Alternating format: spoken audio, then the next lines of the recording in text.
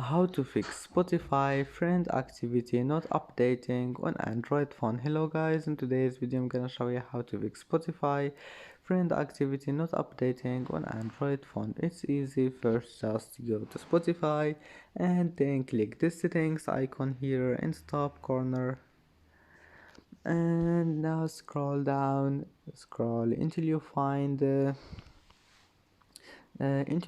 storage here, and here we'll find clear cache. Click on it and clear it, and that's it. Now just go back, go to settings, apps, and apps again, and here we'll find Spotify.